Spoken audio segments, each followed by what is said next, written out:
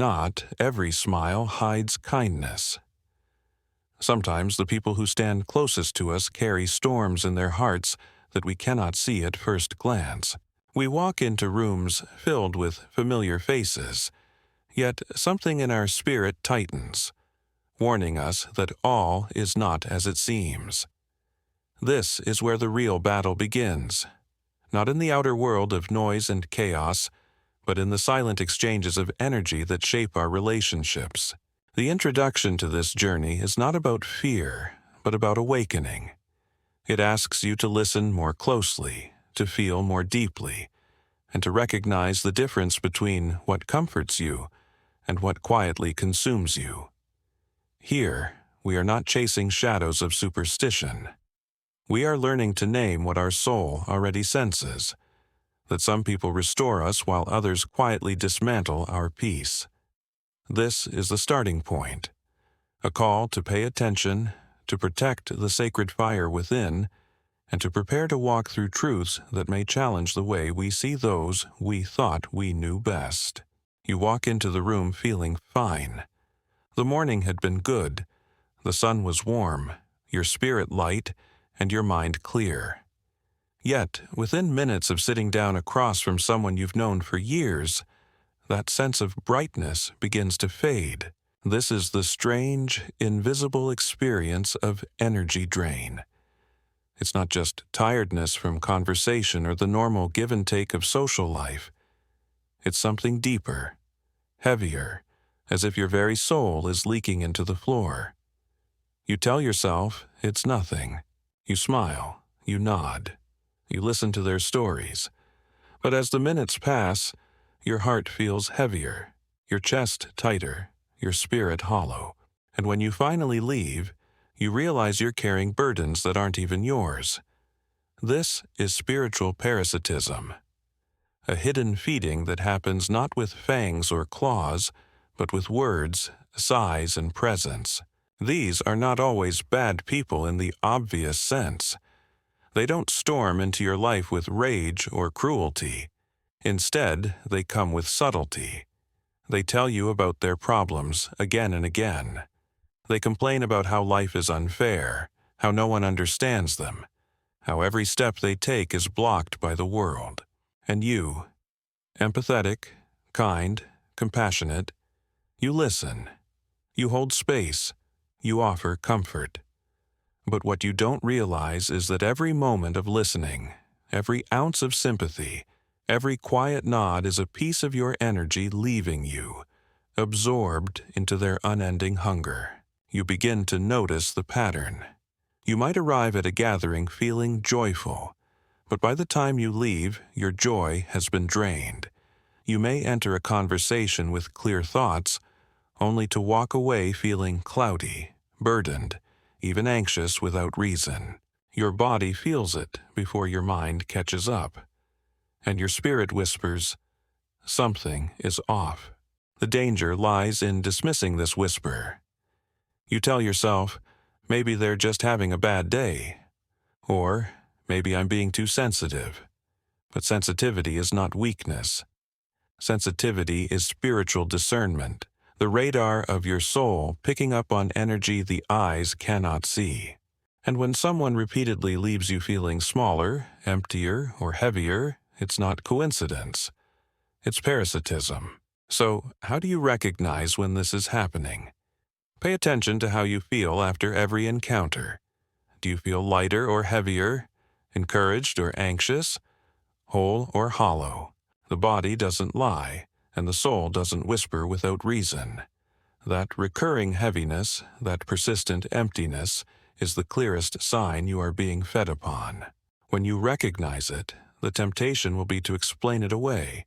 You will want to excuse their behavior, to tell yourself you're imagining things. But spiritual warfare rarely announces itself with flashing lights. It moves quietly, through patterns, through feelings, through the erosion of your peace. And if you ignore it, the cost grows greater over time. This is why guarding your energy is not selfish. It is survival. Just as you wouldn't hand over your last bit of food to someone who wastes it, You cannot continue handing your spirit to those who drain it without care.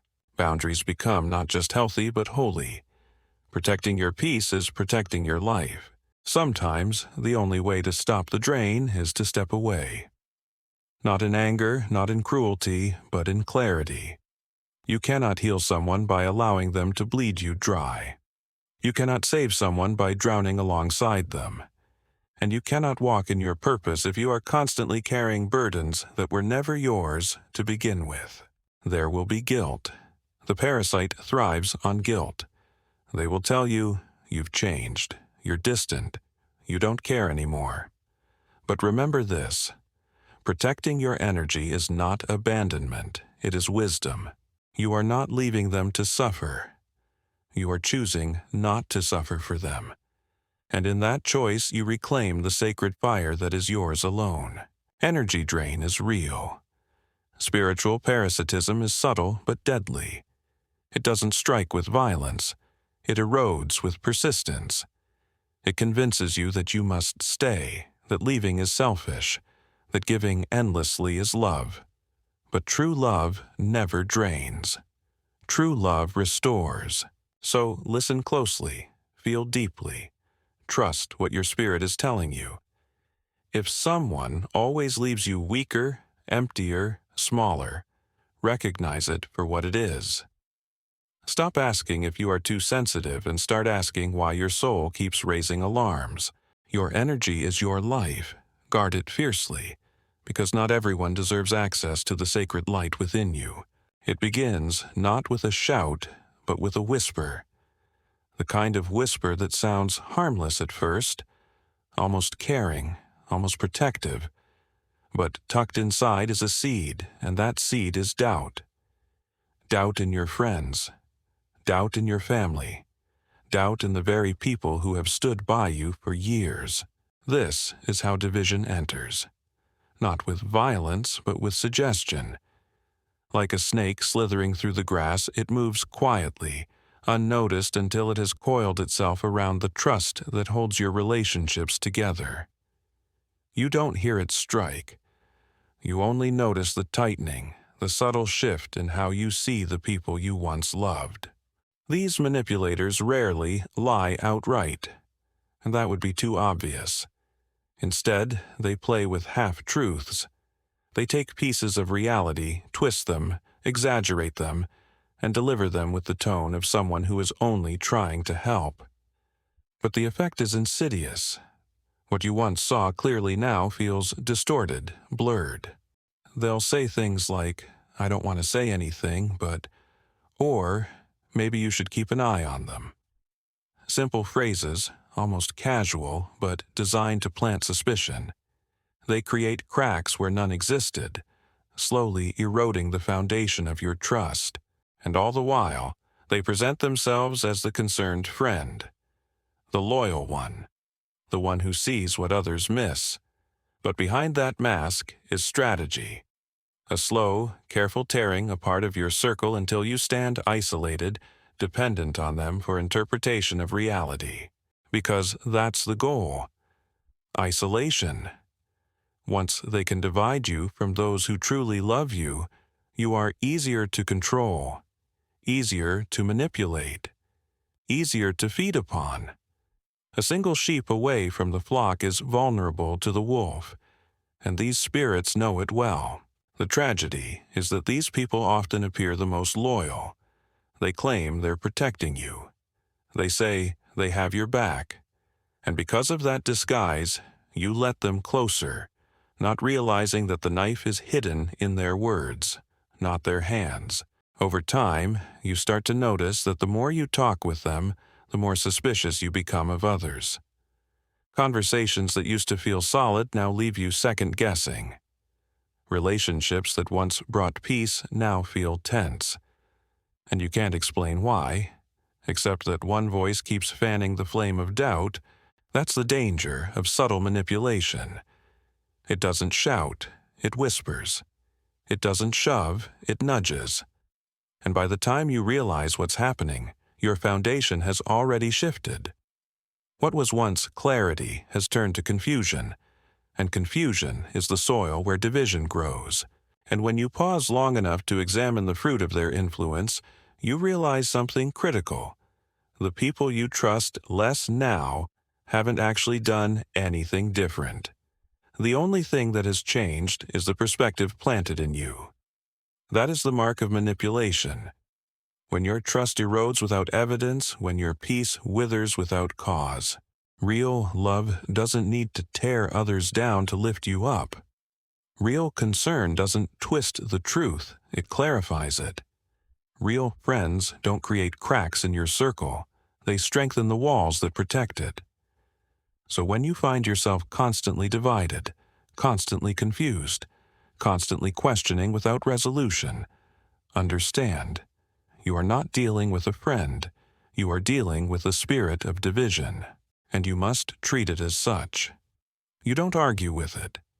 You don't negotiate with it. You don't waste your time trying to prove your loyalty to those who doubt you because of whispered poison. Instead, you step back. You guard your heart, you protect your circle. Because the truth is simple. Manipulation cannot thrive where light is present. Division cannot survive where clarity reigns. Lies only win when silence gives them power. But the moment you choose to see clearly, the fog lifts. The truth stands, and the manipulator shrinks back, exposed. So guard your spirit, guard your circle, guard your mind. Not everyone who whispers in your ear deserves access to your heart. Sometimes the voice that sounds like concern is actually the hiss of division, and the only way to win is to recognize it early and refuse to let it take root. They appear at first like guardians, like pillars of support standing in your corner during your darkest hours. When you collapse, they are there to catch you. When your heart shatters, they are quick to gather the pieces, holding them carefully as though your pain is the most precious thing in their world. And for a while, it feels comforting. But love is not only proven in how someone handles your weakness, it is equally revealed in how they respond to your strength. And that is where the truth begins to unravel. Because one day, after months or years of leaning on that shoulder, you begin to rise. You begin to heal. The tears dry, the wounds scab over, and for the first time in a long time you stand on your own 2 feet. You rediscover your smile. You feel the warmth of possibility returning to your chest. And it's then that you notice something disturbing. The same people who cheered when you were shattered grow strangely silent when you begin to shine. They don't clap when you win. They don't celebrate when doors open. Instead, they distance themselves, mock you with sarcastic remarks, or twist your victories into something small, something laughable. Where once they were near, now they pull away. Where once they supported, now they criticize. Because your healing exposes something they've been hiding all along. Your brokenness made them feel strong. Your weakness made them feel needed. As long as you were low, they felt high. But when you rise, their illusion of superiority crumbles. Your growth becomes a mirror they don't want to face, reflecting the places in their own life they've refused to change. This is the paradox of false supporters. They thrive in your valleys but choke in your mountains. They need you dependent, not independent. Small, not powerful. They may not say it outright, but their energy screams it. Your confidence threatens their insecurity. Your joy disrupts the balance of power that once favored them. So, what do? They disguise jealousy as humor. They laugh at your dreams, calling them unrealistic. They frame your progress as a phase. They say, "Don't forget where you came from," not as encouragement, but as a subtle command to shrink back into the version of yourself that served their comfort. Notice the pattern. When you share your struggles, they lean in with eagerness, sometimes even excitement. But when you share your victories, they grow quiet, their faces tighten, and the air thickens with unspoken resentment. It is as though your success robs them of oxygen. But those who only love the broken version of you, they are parasites. They cling to your scars because your healing exposes their own wounds. They feed on your self-doubt because your confidence would make them irrelevant. And if you're not careful, you'll find yourself unconsciously dimming your light just to keep them comfortable. This is how they keep you stuck. They convince you that shining makes you selfish, that boundaries make you cold, that pursuing your purpose makes you arrogant. They twist strength into sin and weakness into virtue, because weakness serves them and strength does not. But hear this clearly. Your healing is not arrogance. Your growth is not betrayal. Your rising is not abandonment. It is alignment. It is you stepping into who you were always meant to be. And yes, it will make some people uncomfortable. It will make some people resentful. It will make some people walk away. But their departure is not your loss, it is your liberation. Because anyone who cannot celebrate your wholeness was never worthy of your presence in the first place. So, let them go. Release the ones who prefer your chains over your wings. Release the ones who clap only when you're crawling but fall silent when you fly. Release the ones who confuse pity with loyalty and mockery with love. Because the truth is, real love fuels your fire. Real love doesn't fear your power, it fans it. Real love doesn't chain you to yesterday, it propels you toward tomorrow. And you deserve nothing less. So the next time you rise, pay attention. Notice who rejoices and who recoils. Notice who stands taller beside you and who slips quietly into the shadows. Your healing will always reveal who was for you and who was feeding off you. Do not dim your light to keep company with those who fear the sun. Shine anyway, grow anyway, rise anyway, because the ones meant for you will never be threatened by your greatness. They will be inspired by it. First signs of boundaries dismissed. Late calls and small intrusions. Violators treat no as a puzzle, testing and pressuring. Seeds of guilt and self-doubt planted by constant pressure. Boundaries as sacred gates protecting peace, not walls. How genuine friends respect boundaries, false ones resist. Life as a home, boundaries as locks against intruders. Phrases of debt, endless access disguised as love.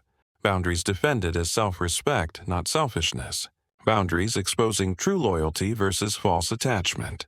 Life as a garden, fences preserving beauty and growth. Emphasis that time and energy are sacred, not owed. Standing firm, boundaries as freedom, not chains. They say imitation is the sincerest form of flattery, but when imitation turns into erasure, it ceases to be admiration and becomes a weapon. At first, it feels almost flattering when someone close to you begins to adopt your mannerisms, echo your words, or mirror your choices. You might laugh about it, tell yourself it means they admire you. Maybe you even call them your twin soul or your mirror. But slowly, steadily, you realize something darker is happening. They are not simply inspired by you. They are constructing a mask made out of your essence. A mask they intend to wear until the line between you and them is blurred, until you can barely recognize the reflection staring back at you through their actions. It starts subtly. They repeat a phrase you often use. Maybe they copy a gesture. Maybe they buy clothes that look suspiciously similar to yours.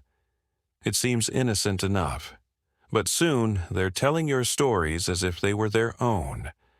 They are repeating your ideas to others, presenting them as their insights. And then the whispers begin. Someone tells you, "Oh, I heard them say that first," or "I thought that was their idea." In small, creeping ways, they begin to steal not just your habits, but your identity. They don't want to walk beside you as themselves. They want to become you, while pushing you into the shadows. This is not admiration. This is identity sabotage. You notice it in the way others begin to look at you differently. When they hear your voice, your laughter, your truth, it no longer feels fresh to them, because the imposter has already mimicked it, already paraded your uniqueness as theirs. The crowd has been conditioned to associate your brilliance with another face. And while you stand stunned, wondering how something so sacred could be stolen, they're smiling, convinced their disguise is complete. It is as if someone reached into your soul and tore out fragments, weaving them into a counterfeit costume to parade around as their own creation. But this is no simple case of envy. This is spiritual warfare. Because beneath the copying lies a strategy. If they cannot destroy your light, they will attempt to dim it by creating confusion. If they cannot silence your voice directly, they will mimic it until no one can distinguish between the authentic and the imitation. And when others are left confused, when your supporters hesitate, when suspicion creeps in, they win ground. The battlefield is no longer about who shines brighter. It becomes a war of perception, of credibility, of truth. This is why the betrayal cuts so deeply. It's not only that they take your identity, it's that they weaponize it against you. They whisper to others that you've changed, that you've lost yourself, that you're no longer authentic. And the cruelest irony? They hold up the stolen fragments of you as proof. They say, "This is how they used to be. This is the real them. What you see now isn't genuine." And people believe them because they cannot see the invisible theft, the spiritual sabotage taking place behind the scenes. They only see two versions of you, one counterfeit and one authentic, and they don't always know which to trust. What makes it even more chilling is this. They often do it with a smile. They laugh with you, they hug you, they call you friend or family. Yet underneath, they are studying you, dissecting you, preparing to replace you. This is not mere insecurity. This is a spirit of envy that cannot create on its own, so it steals. It mimics. It wears disguises. It is parasitic at its core, feeding off your originality because it has none of its own. And this is where the choice confronts you. Will you shrink, silenced by the counterfeit, or will you rise, trusting that authenticity outlasts imitation? It is not an easy choice. When the world seems convinced by their mask, when your name feels poisoned, when your circle shrinks, the temptation is to withdraw. But the truth is this: no counterfeit lasts forever.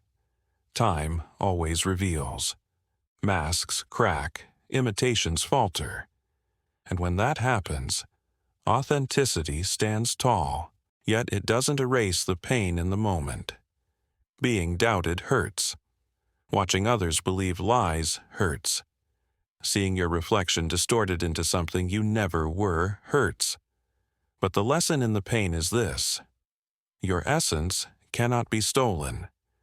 They may borrow your words, your gestures, your style, but they cannot carry your soul. That is untouchable, immutable, eternal. And no matter how convincing their disguise, they cannot reproduce the divine spark that makes you who you are. Authenticity is not a costume. It is not a set of habits to mimic or a style to copy. It is a soul's fingerprint, unreplicable and unshakable. And while imitation may fool the crowd for a season, it cannot outlast the roots of truth.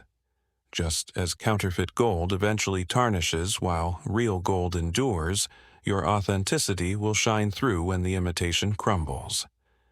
This is not just about reputation, it is about resilience. So you stand firm, even when whispers spread, even when doubt surrounds, even when it feels like the crowd prefers the counterfeit.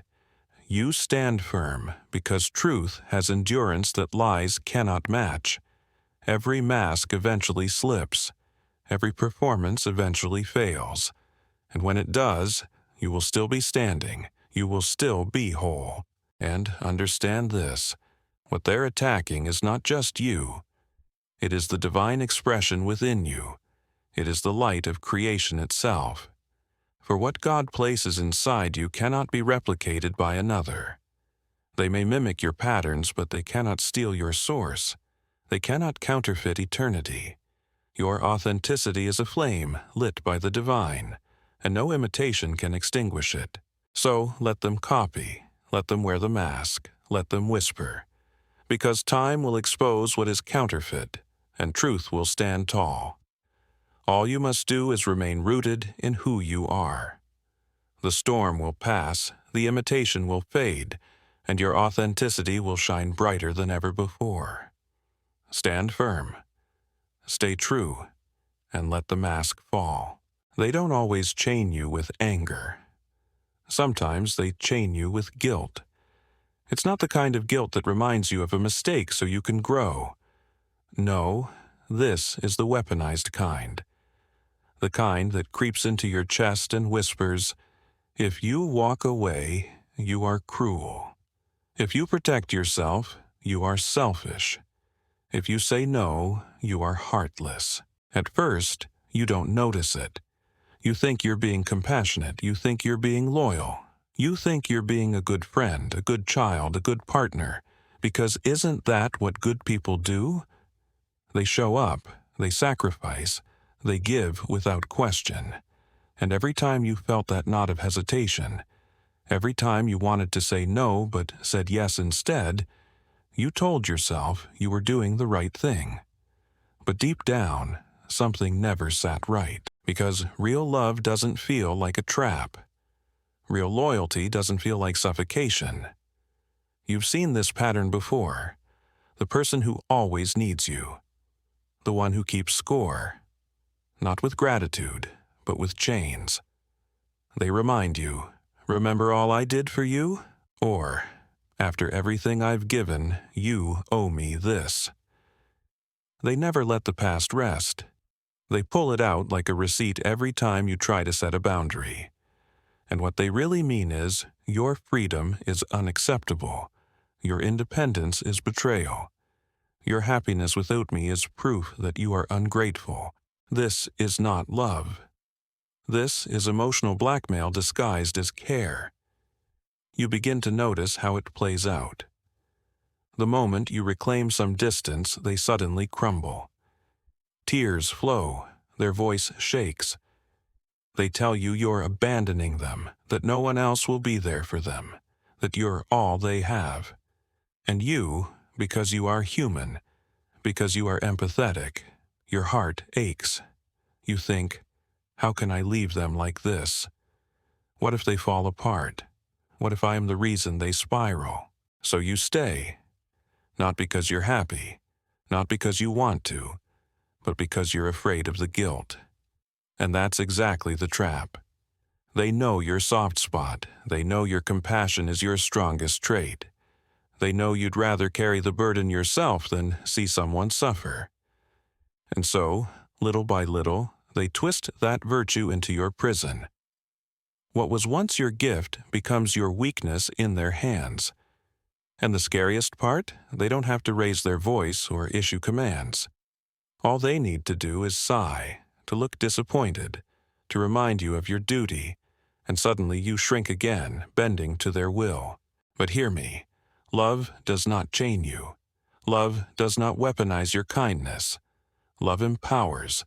Love frees. And guilt is not love. Guilt is control. And the moment you realize that, the moment you feel that tightening in your chest and recognize it for what it is, you begin to see the game. They don't actually need your constant presence.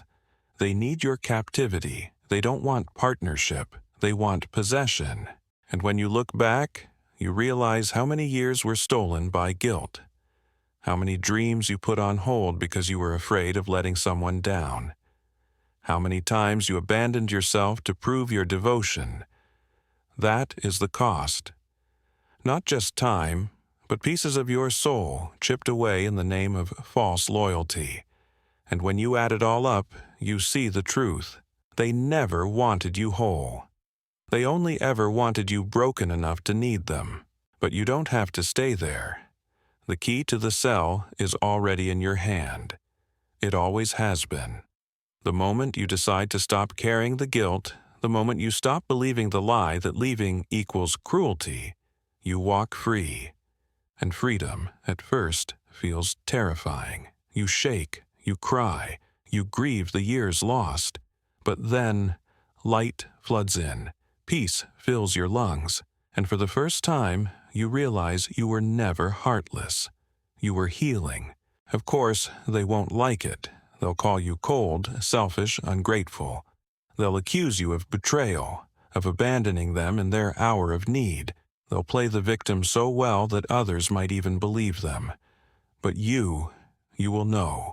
You will know that this was never about love. It was about control. And love that demands your suffering is not love at all. And so, you walk away. You walk away shaking but free. You walk away unsure of the future, but no longer chained to the past. You walk away with trembling legs but a lifted spirit. Because every step away from guilt is a step back toward yourself. And every step back toward yourself is a step closer to the God who made you, who never asked you to live in chains, who never demanded that your compassion become your cage. So, let me say this clearly. Guilt is not proof of love. Guilt is not proof of loyalty. Guilt is proof of manipulation. Don't confuse pity with devotion. Don't confuse chains with commitment. And don't you dare confuse guilt with love. They tell you that anxiety is just in your mind, that it's nerves, that it's stress. But sometimes anxiety is not about the mind at all. Sometimes it's the spirit speaking, shouting even, when the world insists on silencing it. Have you ever felt it? That sudden tightness in your chest when a certain person walks into the room? The way your heart beats faster, not out of excitement but out of warning. That hollow pit in your stomach that seems to twist for no clear reason. Outwardly, everything looks fine. They smile, they laugh, they talk casually, but your soul knows better. Something is off, something unseen is pressing against you. Anxiety can be more than an emotion. It can be discernment. Think of it like this. Your spirit has eyes that see what your natural vision cannot. Where your eyes only see a familiar face, your spirit perceives the energy wrapped around them. Where your ears hear friendly words, your soul catches the undercurrent, the vibration that rings false. And so the alarms go off inside you. Anxiety isn't always a curse. Sometimes it's the gift of discernment, though it feels like a burden. You know the difference if you pause and pay attention. Normal nerves rise in moments of performance, stress, or anticipation. Spiritual anxiety comes like a shadow in a sunlit room, unexpected, unexplained, undeniable. You could be in the middle of laughter, yet something inside of you feels unsettled. Your body stiffens, your mind fogs, your spirit whispers, "This is not peace." The reason this anxiety cuts so deep is because it doesn't match the surface. It confuses you because the outer appearance seems harmless. You're talking to someone you know, maybe even someone you love, and yet you feel drained, small, or tense after being around them. They never insult you outright, but you leave questioning your worth. They never yell at you, but somehow their presence disrupts your clarity. That is the work of hidden spirits, not just bad habits, and still you try to dismiss it. You tell yourself you're overreacting, that you're being dramatic. You bury the alarm with politeness, but deep down, you know. Discernment is rarely loud. It whispers, it nudges, it unsettles. Pay attention. That quiet unease is not paranoia. It is protection. Your spirit is reading the room before your logic catches up. Anxiety, in this sense, is the radar of your soul. It feels the storm before the clouds appear. Think back. How many times did you feel uneasy before betrayal, before heartbreak, before disappointment? How many times did you say afterward, "I knew something was wrong"? That was discernment, ignored. That was your spirit trying to shield you. Your body is wiser than your excuses. Your spirit is more honest than your logic. Together they carry the truth that words cannot mask. Anxiety in this form is a divine gift. It is heaven's early warning system. The tragedy is when you numb it. When you dismiss the alarms, drown them with distractions, or let others talk you out of them. That's how people stay in soul-draining connections far longer than they should. Discernment doesn't need evidence to be valid. It is not about proof, it is about protection. You don't need to wait for betrayal or harm to justify walking away. The whisper in your spirit is reason enough. Others may call you paranoid. They may laugh, dismiss, or accuse you of being too sensitive. But it is not their soul on the line, it is yours. And your spirit has earned the right to be heard. So, listen to the tension. Honor the unease. Anxiety, when born of discernment, is not weakness, it is wisdom. Protecting your peace is not optional, it is survival. They smile when you stumble, and they sigh when you rise. It is a strange kind of relationship, one that pretends to be wrapped in love but is really stitched together by envy.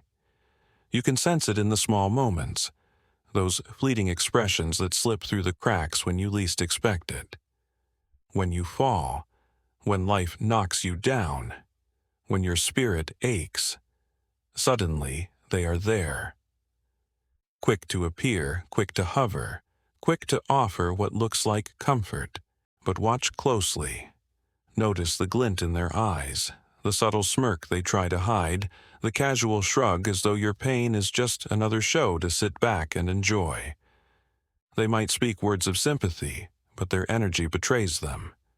Instead of lifting you, they observe you like an audience member watching a performance. Your suffering becomes their entertainment. Your heartbreak their reassurance that they are not alone in misery. They love the broken version of you, the one that clings for support, the one that doubts its own worth, the one that keeps them feeling slightly superior. In your weakness, they feel strong. In your despair, they feel relevant. But let the tide turn. Let the wounds start to heal. Let your eyes shine again with clarity and your steps carry the rhythm of confidence. Suddenly, the warmth of their attention fades. The same people who rushed in to console your tears now vanish when you begin to glow. When you start to succeed, they grow silent. When you reclaim your power, their smiles grow thin. And if they remain, it is not to celebrate you. It is to remind you not to get too proud. They cloak their envy in sarcasm, mocking your ambition as if it were a joke. They belittle your progress by calling it luck or a phase. They whisper that you are changing, that you are no longer the same person you used to be. And perhaps they are right, but not in the way they mean. You are changing, you are evolving, you are rising. Growth has a way of exposing those who are stagnant. Your courage becomes a mirror reflecting their fear. Your light exposes their shadows. Your rising reveals the chains they never tried to break. And instead of celebrating your freedom, they resent it. You will notice it in their silence. You will notice it in their absence. They were loud when you were broken, but now that you are whole, they retreat. Their cheers belonged to your weakness, never to your strength. And that is when you understand. Some people were never meant to walk with you into your rising. They were only assigned to your valleys, never to your mountains. They were temporary companions, not eternal allies. Their role was to test your heart, not to share your crown. And when you finally rise, you see the truth. Real friends are anchors in storms, but false ones are anchors that sink you when you try to sail. Some hold you down not because they love you, but because they fear being left behind. But you must rise anyway. You must honor the truth of your becoming. even if it means leaving them behind. You must stop dimming your flame just to make others comfortable in their shadows. For true love does not shrink in the presence of your power. True love claps for you in both valleys and mountains. It celebrates your healing, your wholeness, your strength. Envy cannot do this. Jealousy will not allow it. So, pay attention. Pay attention to who claps when you win and who disappears when you shine.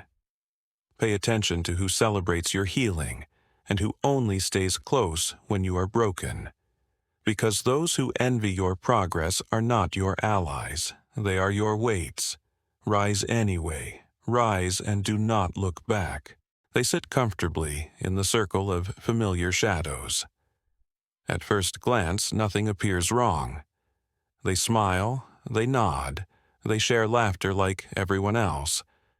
But when the air shifts, when the name of God is spoken, when truth is lifted into the room like a torch, their expressions falter. They shuffle in their seats, their eyes dart away, their laughter grows thin.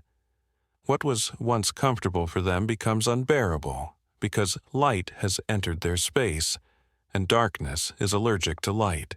You notice it in small things. A rolled eye when scripture is quoted. A sarcastic remark when prayer is suggested.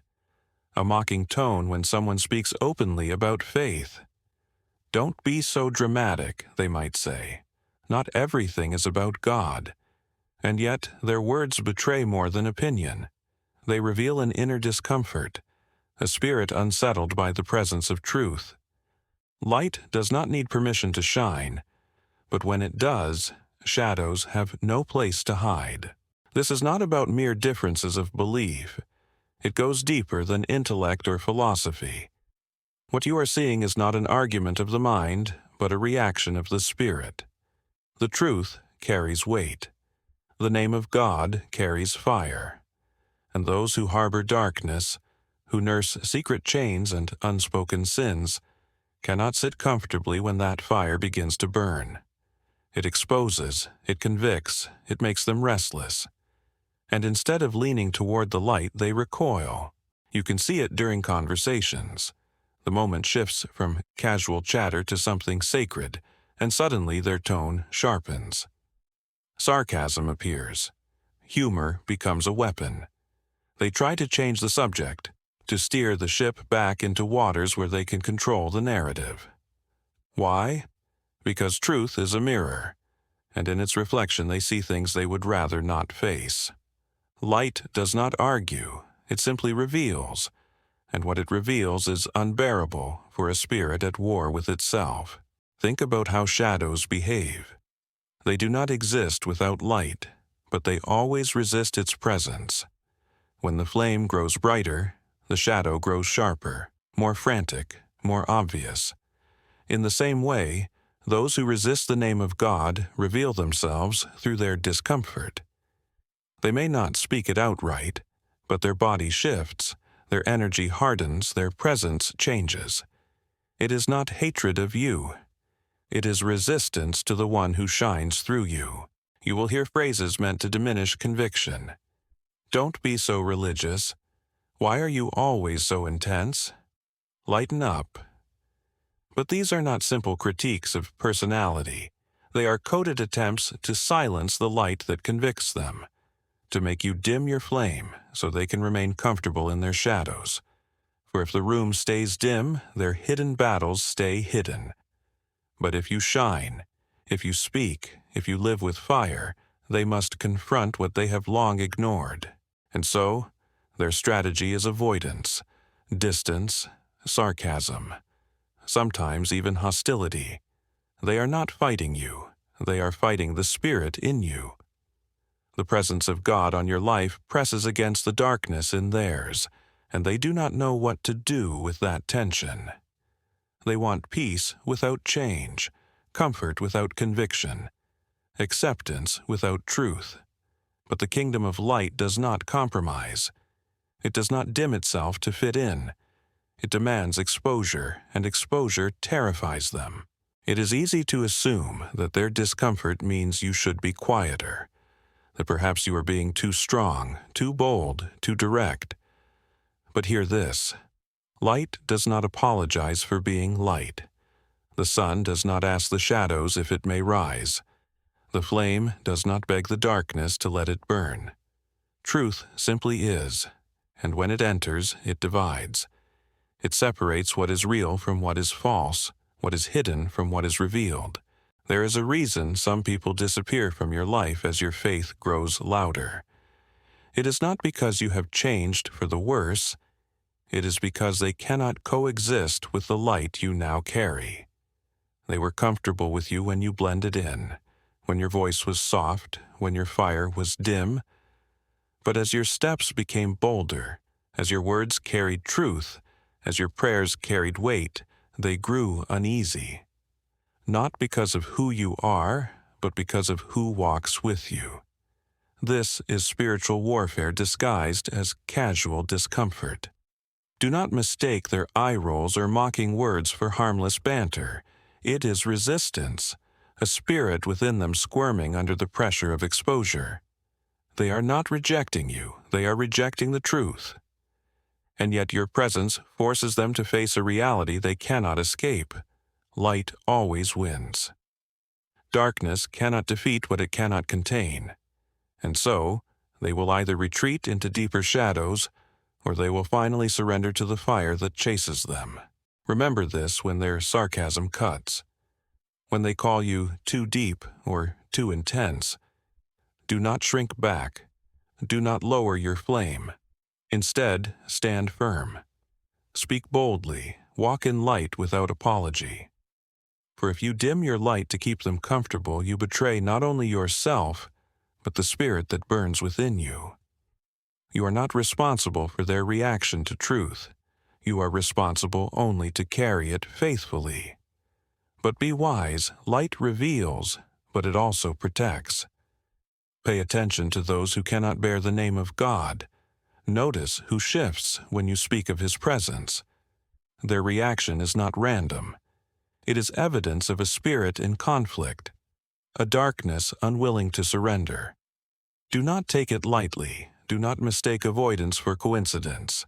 This is spiritual discernment at work. Your spirit is reading the truth before your mind can explain it. So guard your flame. Let it shine without fear. The ones who resist are showing you their chains, and the ones who celebrate are showing you their freedom. You cannot rescue those who cling to shadows, but you can refuse to join them there. Do not dim your light to fit into darkness. Do not trade your fire for acceptance. Walk boldly, shine freely. Let your presence convict. And if some flee, let them flee. For it is not your light that drives them away. It is the one who lives within you. And here is the promise. For every person who resents your fire, there will be another who is drawn to it. For every eye that rolls, another will weep in relief at the warmth of your words. For every heart that recoils, another will awaken. Light divides, but it also draws, and the ones meant for you will not fear your fire. They will walk with you in it, burn with you in it, and rise with you because of it. So let them mock, let them roll their eyes, let them grow uncomfortable. You are not here to keep shadows at ease. You are here to shine. And no resistance, no sarcasm, no discomfort can stop what God has placed inside you. Darkness flees where light dwells. And you, child of the light, were never meant to dim. They didn't take you all at once. That's the cruel truth of how it works. Identity is rarely stolen in a single blow. It erodes grain by grain, moment by moment, until one day you catch your reflection and realize you no longer recognize the person staring back. It doesn't begin with outright control. It begins with small suggestions. Tiny compromises that feel harmless in the moment. It's not a big deal, you tell yourself. But little by little, those compromises bend your voice, blur your vision, and weaken your spine. You wake up one morning and realize your truth has been chipped away so gradually that the loss feels invisible, until the emptiness screams louder than your soul. The people who carry this energy, this spirit of erosion, rarely announce themselves with aggression. Instead, they arrive with softness, with familiarity, with what looks like care. They want you to believe they know you better than you know yourself. At first, you appreciate their guidance. At first, it feels like support. But then, support turns into influence, influence into control, and control into silence. And by the time you realize what's happening, it feels too late. You start to notice the little things, the way your opinions shrink in their presence, the way your dreams feel less urgent after every conversation. You remember the fire you once had, the bold plans, the untamed ambition, the confident voice that spoke without hesitation. Where did it go? It didn't vanish. It was buried under the weight of doubt they planted, the subtle criticisms they disguised as honesty, the raised eyebrows that made you question whether you were too much. Each seed they sowed grew into vines that wrapped tighter and tighter around your spirit, until your authenticity became muffled under their expectations. They tell you you're too sensitive when you defend yourself. They say you're too ambitious when you pursue your calling. They insist you're too much, too intense, too emotional, too different. And so, to keep the peace, you tone yourself down. You water yourself down, you shrink. At first, you think it's temporary. But slowly, the version of you they can tolerate begins to replace the version of you that was born to thrive. Your laughter changes, your posture changes, even your vocabulary shifts. You become cautious with your words, careful with your dreams, always scanning the room for approval. And in this constant adjusting, you forget what it feels like to stand freely in your own skin. It's not just about losing confidence, it's about losing yourself. That is the true danger of spiritual erosion. Demons don't always destroy with violence. Sometimes they suffocate with silence. Sometimes they steal with subtlety.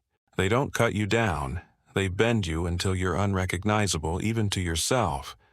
And when you look in the mirror, it feels like you're staring at a stranger wearing your face. The cruelest part is that they convince you it's love. They say they're protecting you. They say they're helping you grow. But real love never demands you erase yourself to be accepted. Real love calls you deeper into your truth, not away from it. Real love waters your fire. It doesn't extinguish it. And so the erosion is not just about what they take from you. It's about what you surrender without realizing. Piece by piece, word by word, boundary by boundary, until one day you wake up emptied of your own reflection. But here's the truth. Erosion can be reversed. The soul remembers. The spirit remembers. Your fire is not gone, it's buried. And the moment you choose to return, the moment you refuse to shrink any longer, that buried fire roars back to life. You are not lost. You are waiting to be found by yourself. And no demon, no manipulator, no counterfeit love can keep you erased once you choose to rise again. In the end, the greatest battle is not against the people who come cloaked in false smiles, but against the slow forgetting of who you are. Demons, whether you see them as spirits or simply destructive energies in human form, thrive on that forgetting. They thrive when you hand over your voice, your peace, your boundaries, your laughter, and your fire. But the story does not end with erosion. The story ends with recognition. Once you see the patterns, once you name the draining presence, the subtle manipulator, the counterfeit supporter, the one who recoils from light, you begin to take your power back. Real love, real friendship, real family will never demand your shrinking. They will never rejoice in your pain or resent your progress. They will clap when you shine, hold you when you stumble, and remind you who you are when the world tries to make you forget. So, as you step forward, do not carry paranoia, but discernment. Do not carry fear, but clarity. Protect your energy, yes, but also celebrate your light. For demons cannot survive in the presence of someone who refuses to dim. They cannot thrive where boundaries are firm, where truth is spoken, and where love is lived out loud. And perhaps the most important reminder of all, you are not powerless. You are not at the mercy of manipulation. You are not destined to live drained, divided, or diminished.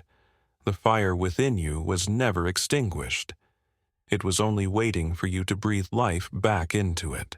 Stand tall, walk in light, guard your spirit, and let your soul remember who you truly are.